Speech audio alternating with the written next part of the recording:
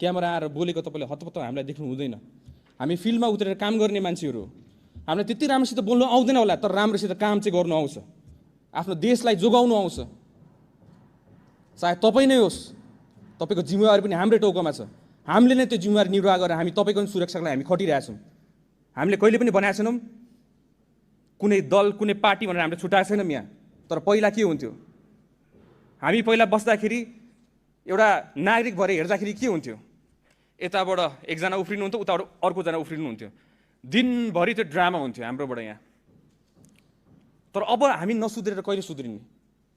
त्यही भएर हामीले हिजो अथाक प्रयास गरेको, प्लेन श्री एयरलाइन्स रेडी गरेको, पर्मिसनहरू लिनुपर्छ लिएकै हो। तर डक्टर्सहरूले स्टेबल राख्नु पर्यो, पेसेन्टलाई स्टेबली ट्रान्सफर गर्नु पर्यो। अब उहाँको ब्लड प्रेसरै लो भइसकेको थियो। ब्लड प्रेसर लो भएको टाइममा हामीले उहाँलाई लाँदै गर्दाखेरि केही गरी घटना घटिहाल्यो भने त हामीले त बचाउने उद्देश्यले गरिरहेको हो नि त। डक्टर्सहरूको रेकमेन्डेसन त बुझ्नु पर्यो। अब यहाँ आएर सबैजना एक्सपर्ट भइसकेका छन्, सबैजना डक्टर्स भइसकेका छन्। त्यहाँ डक्टर्स एक्सपर्ट्सहरू, नेपालको विज्ञ डक्टर्सहरू सबै हामीले राखेका थियौँ त्यतिखेर। कुनै हालतमा बचाउनु पर्यो हामीले भनेर भने त।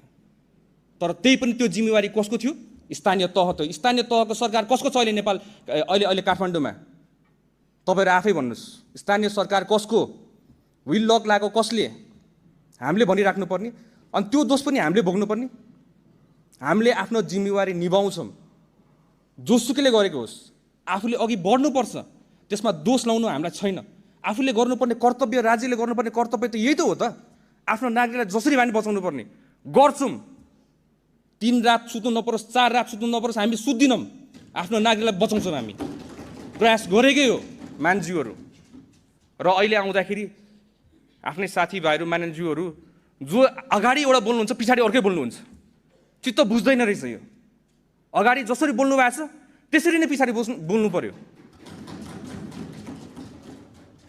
अगाडि आउनुहुन्छ मान्छेहरूले एकदम ल भन्दै घुलमिल गरेर बोल्नुहुन्छ, पछाडि गरेर के गरेर बोल्नु भएको थियो?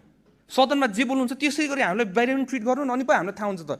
यो हामीलाई मन पर्दैन, यो पर्दा पछाडिको खेल। त्यही भएर यसको लागि हामीले एउटा छानबिन समिति पनि एउटा गठन गरेका छौँ। डिआइजी हाम्रो गोविन्द थपलियाको संयोजकतामा 5 सदस्यको छानबिन समिति हामीले गठन गरेका छौँ। 3 जना अहिले हामीले छानबिनको लागि सोधपुछका लागि नियन्त्रणमा लिएका छौँ। महानगरपालिकाको प्रहरीहरू उहाँहरूलाई नियन्त्रणमा लिएको छौँ। अनि यसमा हामी निष्पक्ष हिसाबमा